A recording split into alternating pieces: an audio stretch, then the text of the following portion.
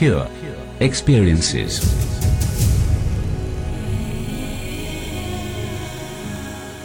Welcome to the Pure Experiences Podcasts.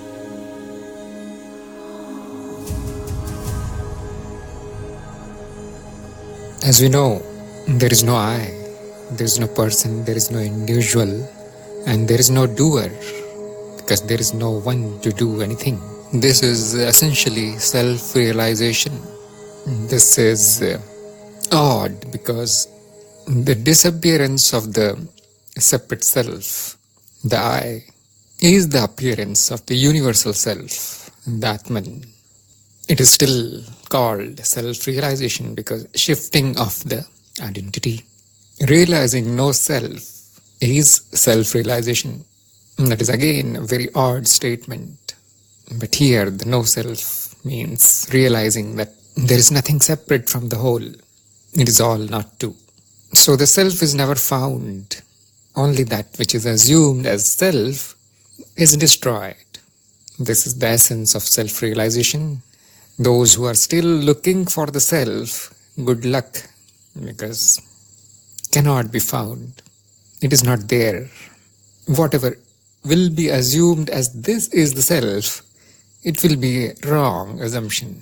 You will need to remove all these concepts of what can be the self, and whatever remains will be the real self. This is self-realization. And it is very funny because nothing remains except the whole. The small, narrow view turns into very big, infinite view. Change of viewpoint, that's all happens.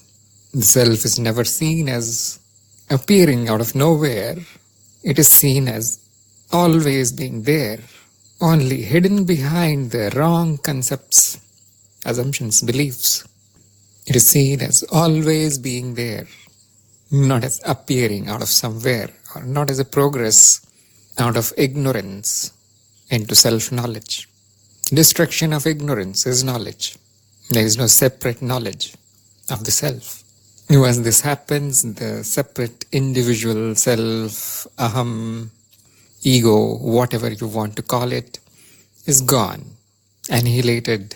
It is the one that did everything that you thought I do.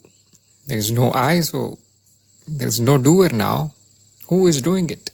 Still the question remains in the minds of many people that, okay, this is the situation now, that there is no I, and now what should I do? How should I spend my life? And it is an odd question because just now you said that no I. Why is there a question now? If there is no I, what can it do? So it looks like a very odd situation now, and there will be some questions like, do you want me to do nothing?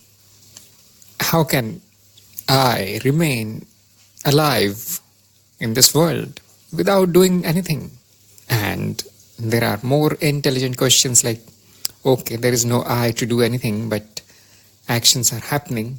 So does that mean that I am not responsible for these actions that are happening? Am I not responsible for my own actions? And there are even more intelligent questions like how to be as a non-doer, how to not do anything, how to act without acting. Now, as you can see, all these questions have I in them. There is a doer in them. There is an assumption that there is somebody who is doing something, and self-realization, which must have happened by now. Otherwise, why will anybody ask this kind of stupid question? What should I do? There is a very interesting thing that happens is that the mind cannot realize this thing. The mind knows only identification. It knows only ego. It knows only the self. It knows only the I. This is how it is programmed. It is just jumble of programs, very complex. So the mind quickly comes back with all these confusing questions. The answer is in front of you. The answer is clear. No I. Full stop. Should not arise this question. So these questions are obviously coming from the mind. The mind is not you. You are the witness of these questions, this confusing mess that has happened, because just realized, well, I was not there, never was there. Very paradoxical for the mind, very confusing, because you just threw a spanner in its working. It was going smoothly, it was doing, it was acting, there was a doer, there was a very well developed individual there. You destroyed it all in one day. Now there will be a fallout of some kind. Happens on the path of knowledge a lot. So nothing to worry. There is a very simple answer to all these questions of variety, of the form. What should I do? And the answer is actually very simple. It is too simple. It is simplistic, childish answer, which is do that is most necessary, and do that which you love to do, which is your nature. Swabhav, be as you are. Nothing special needs to be done. This is shocking because people expect, not people, minds, since they are going on their own track, it's very difficult to bring the mind back on the right track immediately. So that is what cultivation is, to always bring back the mind on the right track using awareness. So it keeps going, it has a momentum, some kind. So it looks very shocking. What you said, I'm self-realized, you said I'm enlightened, you said I got the whole knowledge, knowing which nothing remains to be known. Now you're giving me this very childish answer. You're telling me to do when the doer was destroyed. I was expecting something grand, you see. Go and serve humanity, create the universes, and take care of this Brahman. You are in charge, you are a rishi now. And this is all mind, this is all ego, you see, coming through the back door with even greater vigor, inflated ego, because the stamp of enlightenment is there on it now. Whatever that is. I told you, the ego cannot be destroyed. You can only realize that it is not there. It won't actually disappear forever. It's not possible. Just like everything else, this is paradoxical. Cannot be grasped intellectually using only the mind. Cannot be grasped. You need an actual experience. So those who had the self-realization, the experience of no self, no separation, no individuality, no I, they will understand each and every word of what I'm saying. They will understand this answer that I just gave to the question of what should I do. It is very natural. It's very obvious. Those who have not bothered yet to look inwards and investigate the presence or absence of the I, the separate self, individual aham, whatever you want to call it, they will not be able to grasp what I'm going to say. So it will be a waste of time. So I gave you the introduction, I gave you the question, I gave you the answer, and I also told you for whom this answer is useful, not for those who are still in the I. The rest of the discussion will sound like mumbo jumbo to them. Those who clearly know this open secret that there is no I, they will be able to do that which is most necessary. They will be able to do that which they love to do. The rest will not understand anything. So you are most welcome to listen. There is no harm, but if you think that it does not make any sense, then I'll suggest that you go and listen to the podcast episodes on What is My Essence, part 1 and 2, where through the self-inquiry we destroy the I. And few more episodes are there where it is totally cleared up. Should not take more than 1 or 2 days to introspect, destroy it completely. Get the experience, as they say. The experience is also very odd. Those who successfully do it, the self-inquiry, they are surprised. Those who fail, they are afraid. They don't want to look again. So there is some kind of threshold here. There is some kind of readiness that the seeker must have. There needs to be a worthy seeker in order to see it. Although it's so simple. It is the simplest thing to do in this world. It is difficult because of the resistance of the mind, because of deep ignorance, because of thousands of biases, unwillingness to look, narrow-mindedness, skepticism, blind beliefs, the cup being already full, so on and on. There are so many reasons. The reasons themselves are very difficult.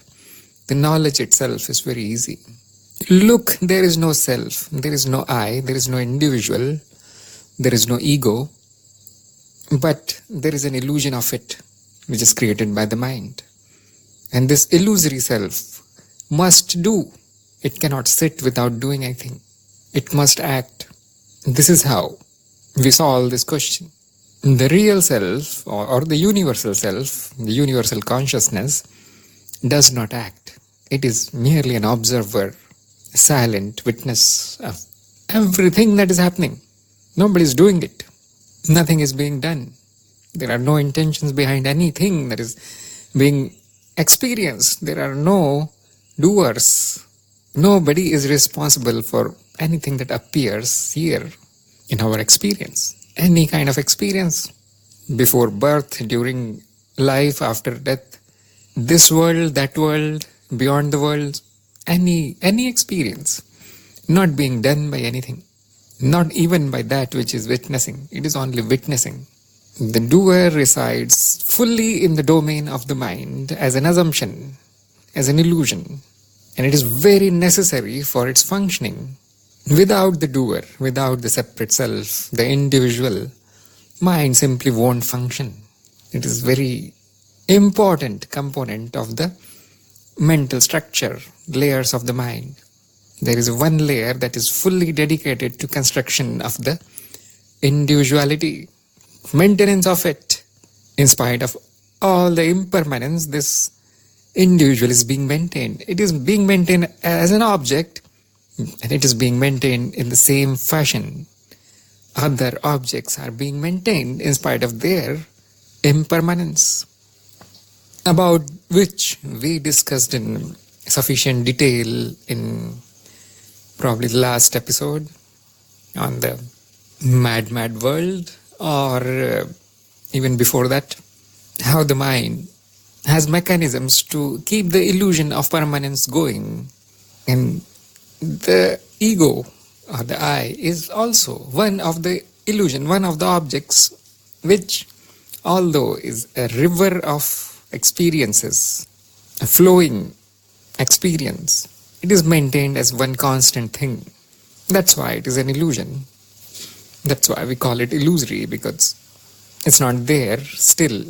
It's being perceived as being there through this construction mechanism. And it must do something, because that is how the mind functions. Something happens through this system of mind-body, and this layer immediately takes a responsibility of it, declares itself as the actor, not itself, this illusory self, as the actor. And it helps in survival. It is tremendously helpful. Without it, nobody can survive here. The body cannot survive, the mind cannot survive, the organism cannot survive. There will be no meaningful life. It will be like a tree. Probably trees also have some kind of individuality. Who knows? Not human-like. Something. The whole human society is formed on the concept of separate self, a responsible person, a conscious entity with free will, who does everything intentionally. Because that is how we see the other person.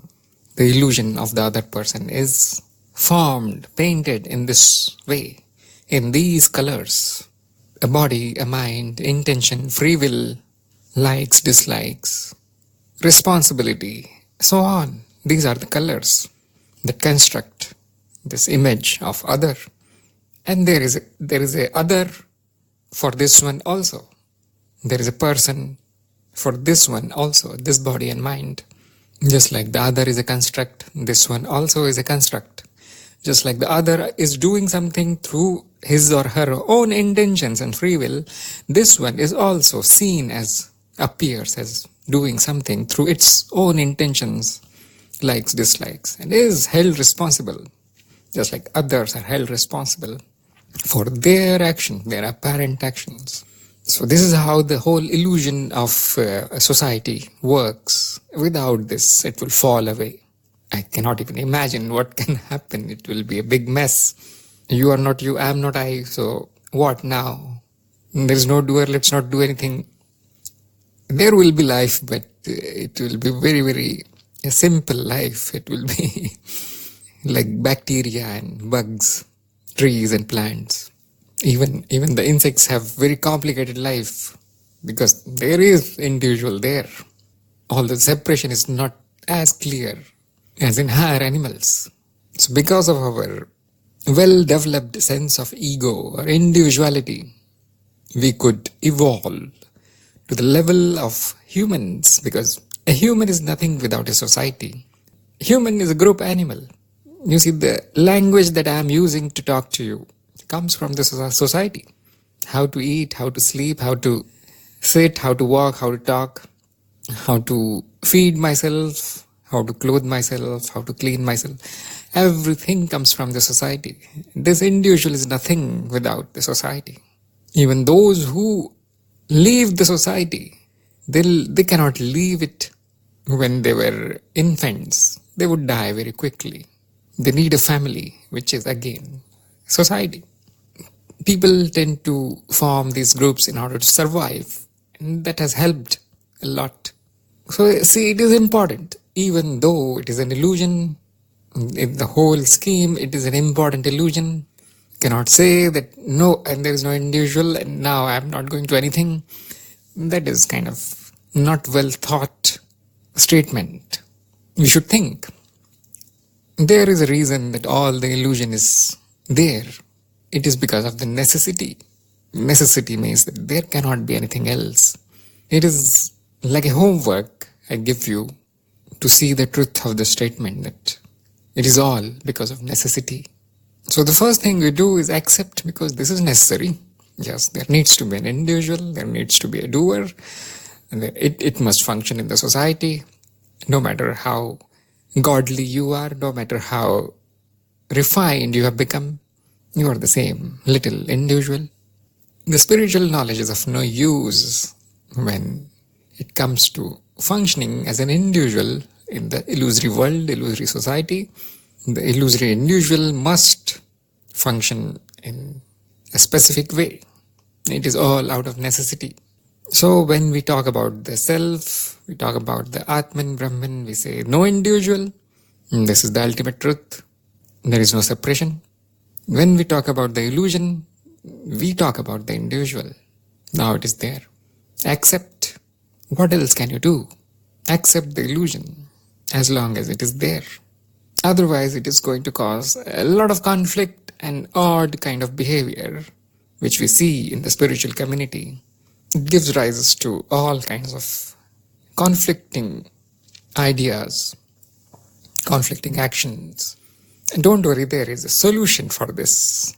A fallout that happens after the bomb of self-realization explodes. It can be sorted out. Starts with acceptance. Yes, there is an individual. I can experience it. It's not me. Yes, no problem. I know that as my direct experience. Now, how should the individual act? What should the individual do? This is the correct way of framing the question. If you say, what should I do? Then it's probably very confusing for everybody. What should the illusory individual do? And that is a more meaningful question. The answer is very simple. As I said, look, there is no individual to do anything. It is illusory, so it cannot do much, cannot do anything. It takes on the responsibility of that which is happening through this body-mind, and it is the whole that is acting through the body-mind. And if it is the whole that is acting, essentially that means that nobody is acting. So in simple language, we say that it is happening. It appears, it is witnessed as the events, they happen.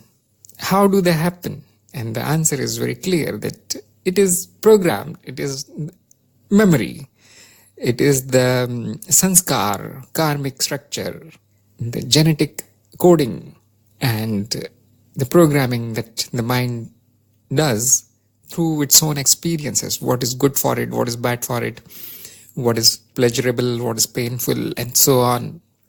This forms a very vast structure of knowledge in the mind, which is necessary for survival of the individual, and all the actions happen through that structure. When the actions happen, there is a process that takes up the responsibility of that action, calls it my action. This is how the mind distinguishes between your action and my own action, the action of the other and the action of this one. This is the way the mind has evolved. This is the trick that it uses to separate, and that ensures, survival. Otherwise, there's going to be a lot of confusion. Who did what? So the mind works by dividing, and this is a very nice trick, a very wise thing to do. So it all happens. It happens in a fully deterministic way. And when nothing else can happen except this action, that is determined by the pre-programming of the mind, then we say that it is necessary that this should happen. Whatever happens is by necessity then. There is no one to decide, no one with a will, no one with an intention. And so whatever happens by necessity. And therefore my answer was, do that which is necessary, because that is what is going to happen anyway. You see, that is how we arrive at this answer. It's very simple.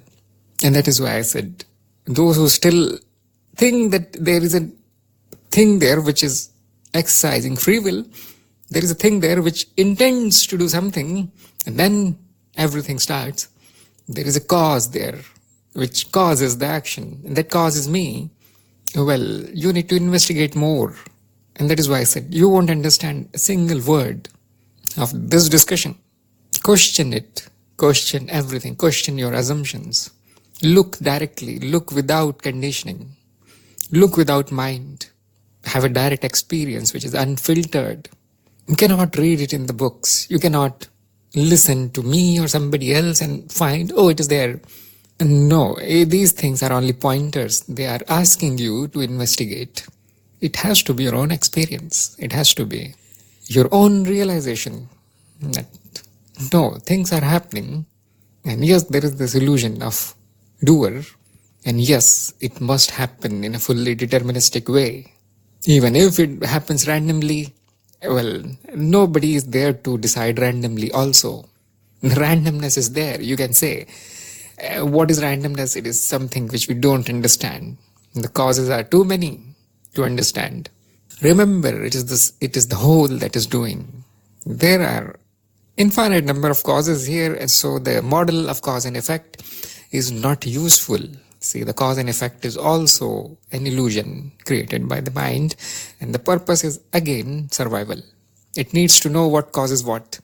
So it creates that kind of model of reality for its own use.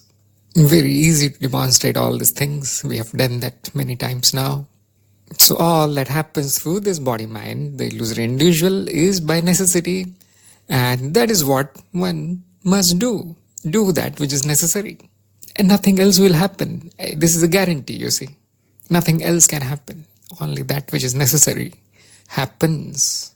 And the second thing is, the mind is again programmed, biased in certain ways depending on the life of the individual, whatever experiences he or she encountered, and likes and dislikes are formed, which are only preferences, you see. And these actions gave me pleasure, helped me in survival, made my ego, stronger. And so, put it in the category of like. These actions were harmful for me. These actions produced bad feelings. These actions, produce bitter fruit in some or the other way, unpleasant. Put it in dislike category. And this is fully determined by the survival mechanisms in the mind. There is nothing like and dislike here. It's only a categorization of the actions that it may perform, and it always chooses that which it likes. It does not choose anything else. This can be seen even in situations where you think, no, I had to do something which I disliked, but there will be something else which you liked, which overpowered this small dislike that you had for that action. For example, you dislike washing your clothes. It's a very boring thing to do, laundry. But you say, no, I need to do this anyway. Because you like the clean clothes, wearing clean clothes. You do not like smelly clothes. So that bigger like is now overpowering this small dislike. It's pushing you. And you say, I don't like my job, but I do it. Look, I'm using my intention. I'm using my will to do that which the mind says I don't like. But there is a bigger intention there. There is a bigger preference there, which is to earn money. Probably you don't have any other option. If you had a better job, you would have given up this job long ago. To survive is the biggest necessity. It is the biggest like, biggest preference. It overpowers everything. So given two likes, one is more important, more necessary than the other, the mind always does that which is most necessary. It knows, you can see it disliking that job, but you will see it choosing it anyway. Don't let this very complicated functioning of the mind fool you into believing that I am doing it. You see, one more step into the working of the mind. Don't sit at the shallow shore of the mind. It is very deep. Go in, check. Whatever you thought was real is again an illusion. If you can come up with another example which is even more complicated than this, see that there will be another layer of necessity, likes, dislikes, programs, genetic conditioning, and so on. So as I said, the mind is very logical, very mechanical, machine-like. It does not do anything illogical. It does not do anything irrational.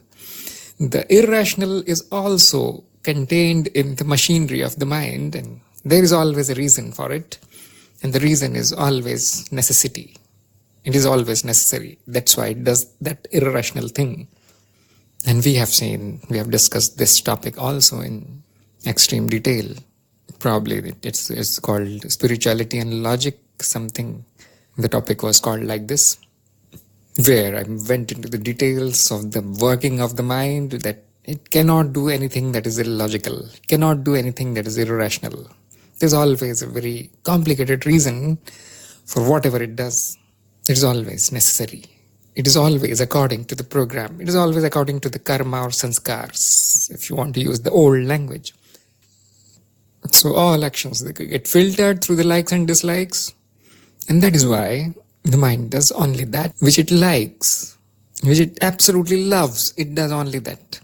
That is why I say, do that which you love to do, because nothing else can be done.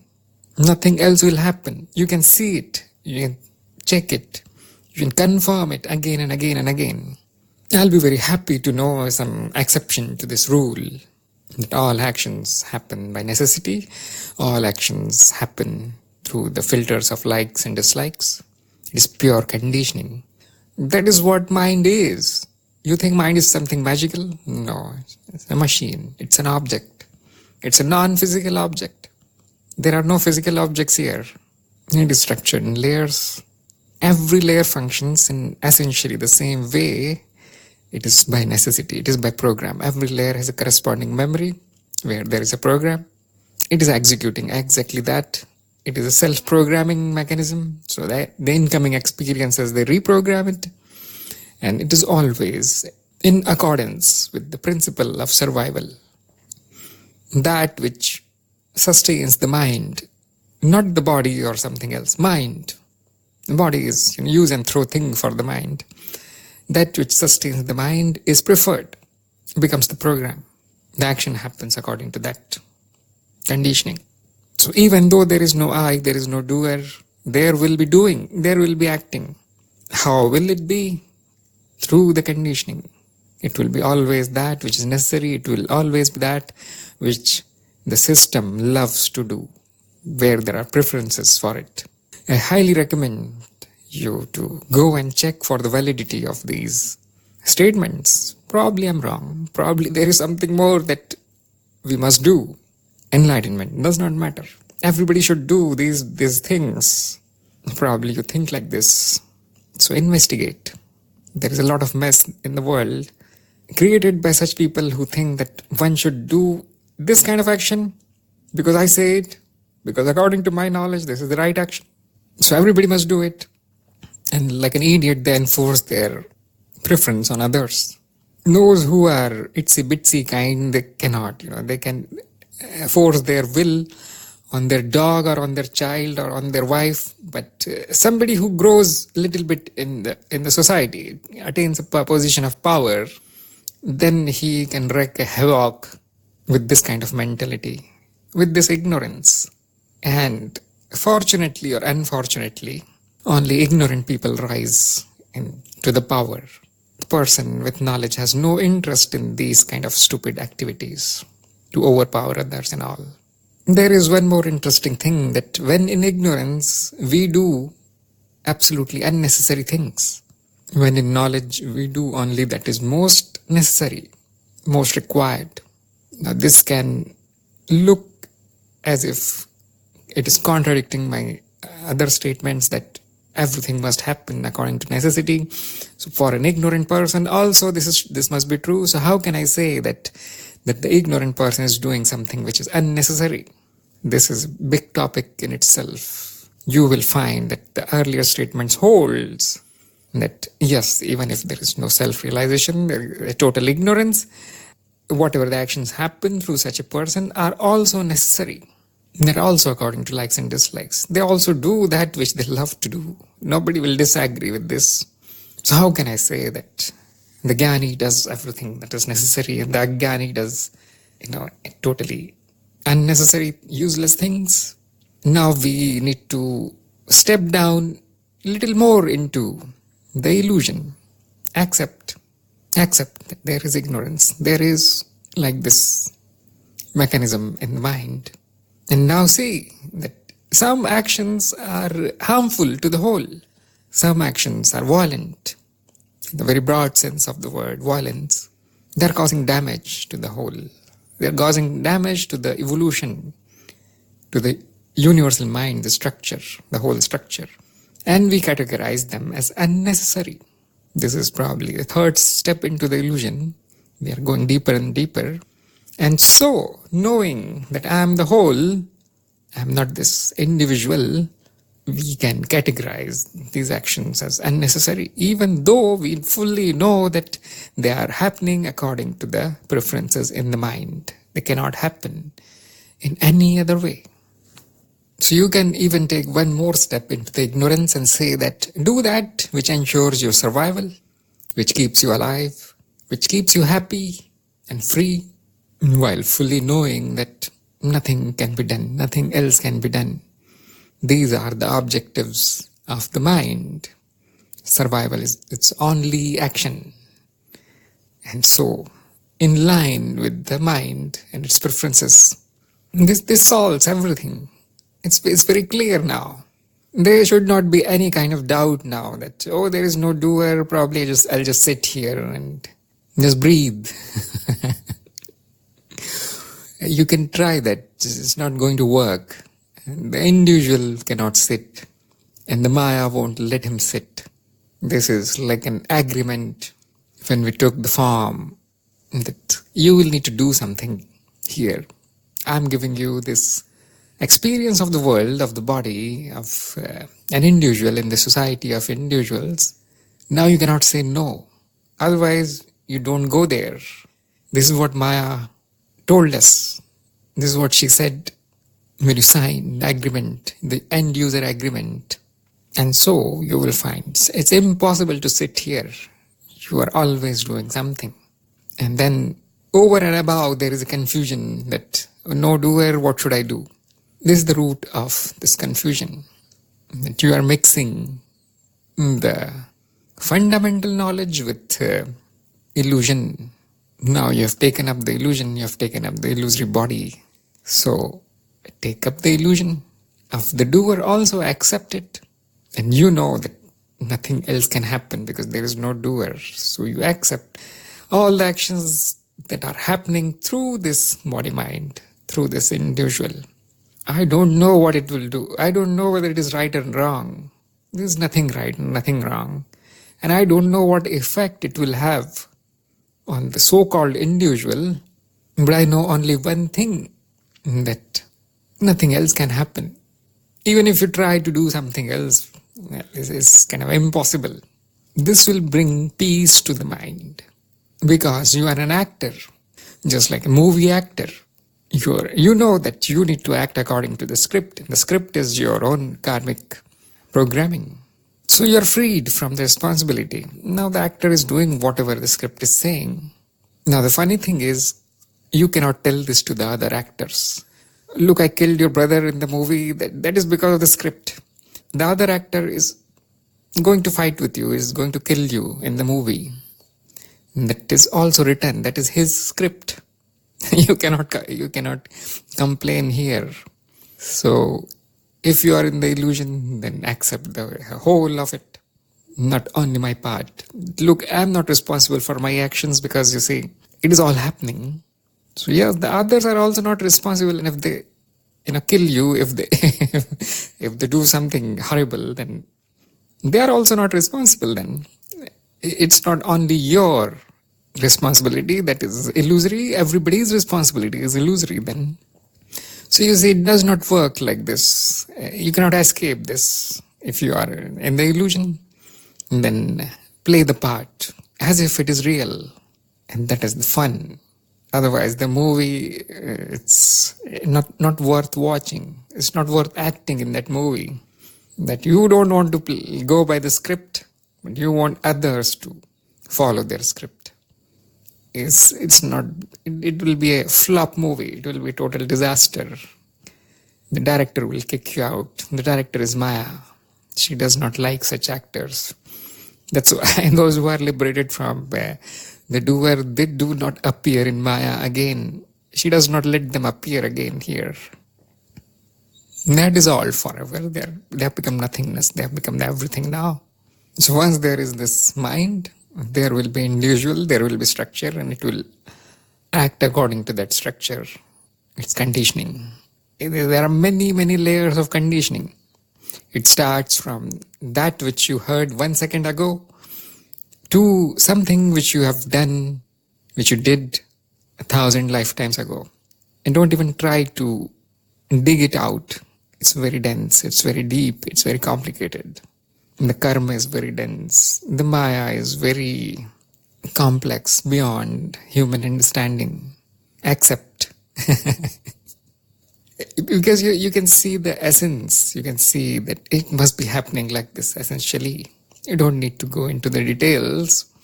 Some people are trying to dig out, oh, this event happened in my life. Let me find out the cause, Then they go into hypnosis, something. Oh, this 20 lifetimes ago I did something. And what is the use of this? Can you prevent it? Can you stop it? Can you change it? Is there anybody to change it? Is there anybody that is governing your actions? Are they your actions? Look at it from all possible points of view that we have discussed. No matter what you do, no matter what kind of stupid PLR things you do, or you believe in all these things, there is no such thing actually. There is no past life, there is no present life also for you. You are immortal, you are pure emptiness. No lives for you. Whatever is happening is an illusion. Just like in the night dream, the dream character appears with a history and its actions seem to be willed. Or if that dream character happens to be a spiritual fellow, he will think, oh, it's happening. Completely determined by the memory in the mind, this dream is happening. So let me find out why this is happening. Let me go in the mind and check for what reason this is happening and whether I can change it. Probably, hopefully I can change it. I can make the dream better.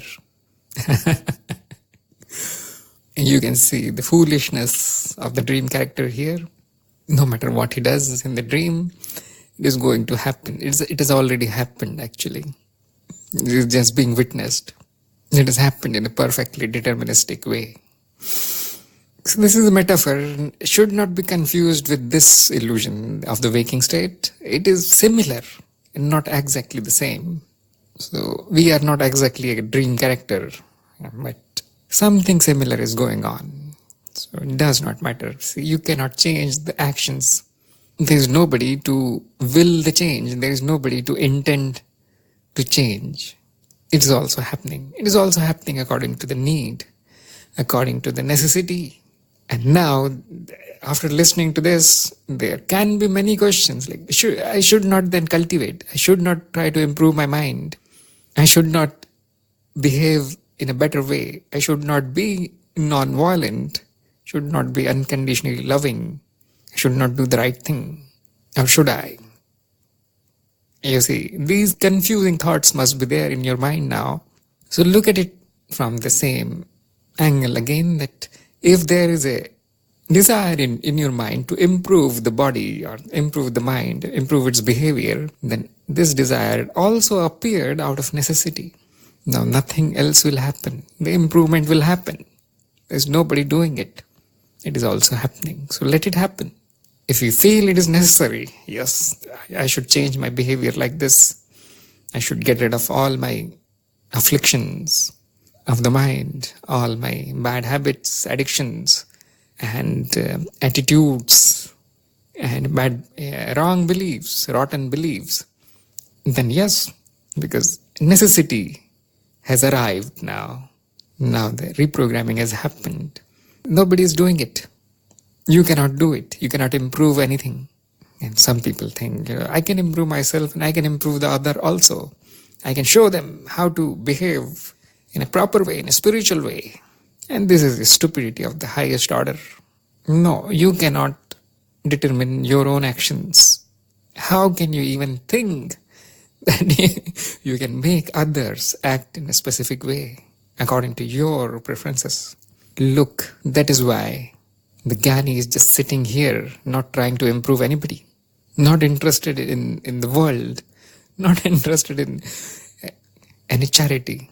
He does exactly that which happens. Very funny statement, isn't it? Yes, I am doing it, and I am doing it exactly in the way it must happen.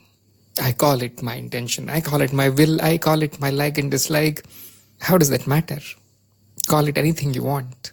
Some people will export their intentions, wills, and likes and dislikes into orbit.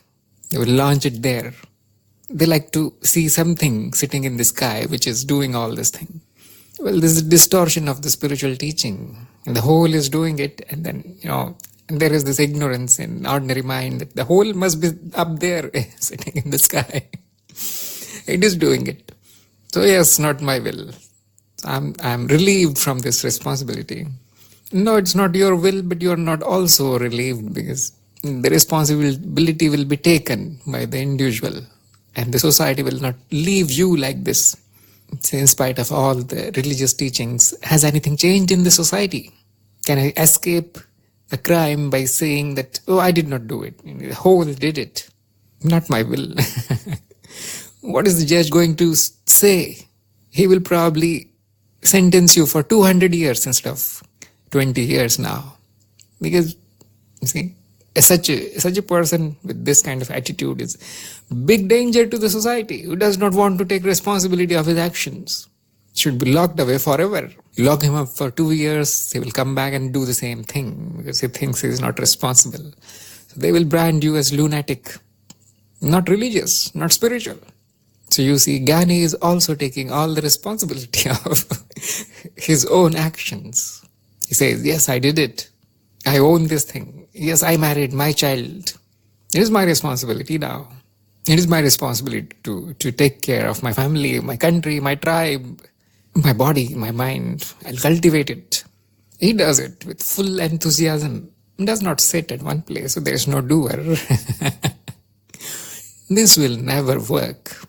There is a difference between what is true and what works. That's why it's called the Vyavaharik knowledge. That which you need to employ in this transactional reality. Spiritual knowledge is incomplete without the knowledge of the illusion. Sometimes your guru will start from the knowledge of the illusion and he will tell you as if it is true. So that is the path of Karma Yoga. You can recognize it like this, that do the right thing. You say these things are the right thing. Donate, serve, forgive, defend, kill, do the needful. This is a very funny phrase in India. It is found only in Indian English. Do the needful. So it comes from the ancient wisdom that only that which is needed will happen. So let us do that. And the whole Karma Yoga is based upon this. If you do that which is necessary with full attention, full awareness, in most beautiful way, you are already liberated. You don't need any knowledge. You don't need any experience. You don't need to do the tantra, mantra, yantra, jap. Nothing. Because the sages, they realize that is what is going to happen ultimately. You see, even if you get a truckload of knowledge, what are you going to do? You're going to do that which is necessary. And better do it in the most beautiful way, most logical and rational way possible. What else can you do? What else can happen? Why are you so confused? Oh, no, I don't like this job. I don't want it. Don't do it then. Do that which you like. Ultimately, that is what is going to happen. Suffering is the indicator that you are not doing that which you like. Oh, no, I don't want to be in this relation. It is a toxic relation. Don't be in the relation. Leave the relation. Suffering is the indicator. Suffering is the red light which warns you, look, now things are going to go bad. Better step back from here. That is what is necessary. And staying there in the suffering is totally unnecessary. So the Guru will teach you these things in that path of action, that act in such and such way. Okay, don't kill animals, don't kill people. Somebody tries to kill you, kill them, and so on. Always say truth, never lie, never deceive. Get what you want. Go for pleasure, not for pain. Purusharth. Go for a good body, healthy body, money, rich, prosperity, power. Go for all these things. These are the teachings in the Karma Yoga. So probably very shocking for the person who is not on this path. But you see, nothing else is possible. No matter on which path you are, this body mind is going to do all these things more or less. So what the Guru is saying, do that is necessary. Do that is that which you like. Don't overdo it. It has to be done in a beautiful way, not in the ugly way, not in the excessive way, not like an idiot, not in a harmful way, not in a violent way. When there is a need, the violence needs to be also used in as beautiful way as possible. In this world, every organism survives on the dead body of other organism. Now try to be less ugly, as less ugly as possible in doing this. Do that. Take that which is necessary. And this will be the teaching. Now people will turn this into some cult or religion, and then it goes downhill because the necessary knowledge is lacking. If it takes 20 years for the student to arrive on the path of action, then the Guru must take him to the next level, next stage, which is, look, what has been your experience? Have you done anything? By now, the seeker must have realized by himself that, no, sir, everything happened in the most perfect possible way. If not, that means now it is the duty of the Guru to point it out. Who was doing all these things? What do you think? That will be the liberation of the seeker on the path of action. We can do the same thing by telling the seeker that, look, there is no doer, there is no actor, and you will need to do something. This body mind needs to do these things, and it must be done in this way, in the most necessary and loving way, beautiful way, which brings happiness and freedom. There is no other goal for the human life. You think liberation is the goal? No. The mind cannot be liberated. You are already liberated. That is not the goal. That is the goal for an ignorant person. Okay, achieve the liberation first. And this question that we are discussing, what to do now, is after liberation, after realization. There is nobody to liberate. So we can do it in the reverse way, which is, according to my opinion, is better way. You don't need to wait 20 years to see what will be the result of your perfect actions. You can see it now. They are all perfect, isn't it? They're all perfect. Don't need to change even a bit here and there. Oh, then what about evolution? What about cultivation? What about my progress? Freedom from the human life, birth and deaths. What about the Jeev? Don't worry. Don't worry. It's all happening. You see, it's all happening in the perfect way. Once there is this knowledge, can you act in a stupid way? Is it possible now? Can you do something ugly? Knowingly, is it possible? Look, this already happened for you. It has been taken care. It's not in your hand. Don't think that you can evolve something. There's no you. You're not responsible for your evolution or devolution. There has to be a you to responsible. But this knowledge will do it. You don't have to worry. It will happen. It will happen in the most perfect way, the most beautiful way. Only that which is necessary will happen. Oh, I'm self-realized, I'm this and that. Why is there still suffering? Why am I suffering? Then look again, you are not suffering. There is this experience of suffering.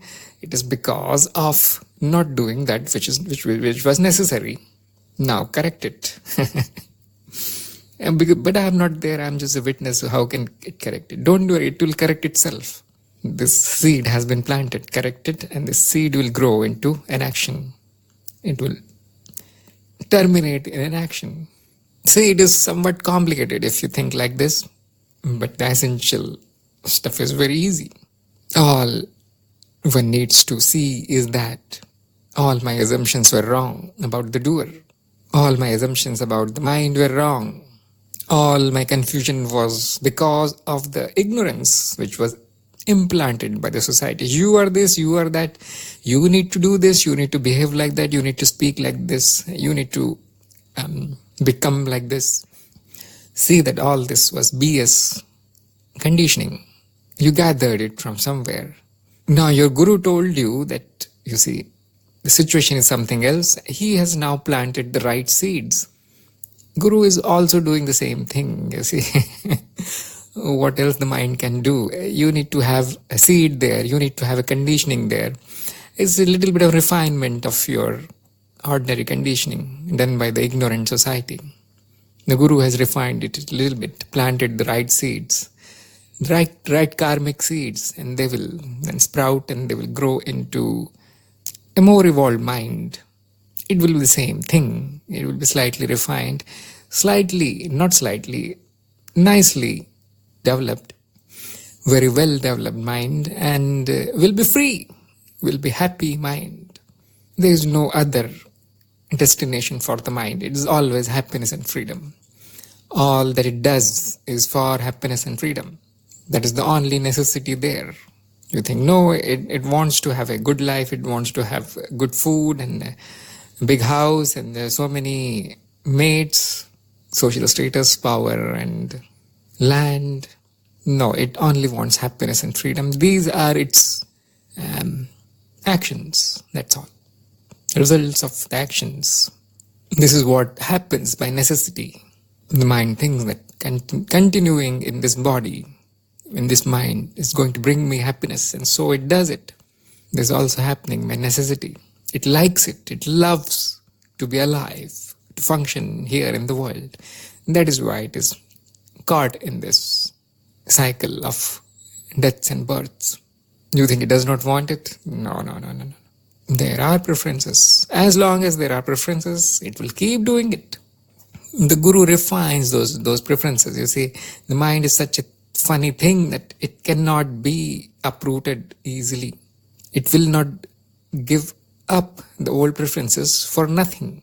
It wants something better. It wants more happiness and freedom. So the Guru gives you exactly that. Look, bliss, take the bliss. Don't go for the petty pleasures of the world. I'm giving you something bigger. So if you meditate, you will be in the blissful state. That's what, that is the hook that the Guru throws in the water to catch the fish. You will be free, you will be liberated, you will attain the good birth, next life. This is what Guru is telling you. It is nothing, it is all lies, you see. It gives the mind something to hold on, so it lets go the lower tendencies. It cannot let go of the preferences, because then what kind of mind it is? It won't be a mind then. So slowly the Guru is bringing the seeker out of this gross mind to a refined mind, and then finally no mind. The complete dissolution of the mind. On the path of knowledge, we do it in 5 minutes. Look, you are not the mind. You need to simply take a look. That is not me. And the mind does not remain there. Although it keeps functioning, illusion remains. There is a good metaphor in the ancient texts about this, that if you burn a rope, it still looks like a rope. It still has those curves made up of ash. But now you cannot use it to tie anything. It is useless, ineffective. So, same for a seeker on the path of knowledge, a jnani. The mind is burnt away like a burnt rope. It is totally illusory now. What can it tie? You're freed from the ropes. There is a better metaphor which is of a movie, that when you were a small child, you thought that whatever is happening on the screen is real. All these demons and people, they are real. And I remember myself, I used to get very, very frightened. Or when people were crying on the screen, I used to start crying also, because I thought something bad has happened there. It was real because of the ignorance that is a movie. For a child, no difference. For a child like mind, no difference between illusion and reality. So we are afraid here, we cry here, we laugh here, we enjoy this illusion tremendously, because there is this ignorance that it is real. Otherwise, we won't be able to enjoy it. So as you grow up, you know that these movies, they're fake. You still enjoy them, don't you? But you're not affected by them. Not that much. Same way. And the person on the path of knowledge matures out of the world. Now, no more affected, but is totally in it, totally enjoying it. And the enjoyment is both negative and positive. There is both pain and pleasure. There is duality. And he says, so what? Can there be a movie without good and bad in it? It will be utterly boring movie where nothing happens. Where the characters tell you that, look, this is a movie, don't watch us. And director will bring in the camera in the frame. Look, this is the camera, we are shooting the movie. Who is going to watch that movie? The whole effort of movie making is to create a convincing reality, as convincing as possible. The viewer is fully engrossed in it, fully trapped in the movie, and then it is a good movie. In my eyes, a good director, she deserves an Oscar for the best movie of all time. We are in the movie. We are both the actors and the watchers.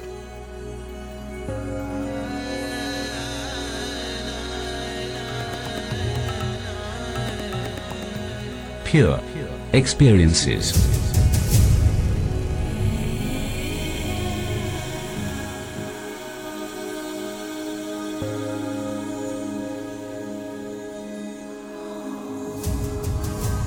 You were listening to Pure Experiences by Tharun Pradhan.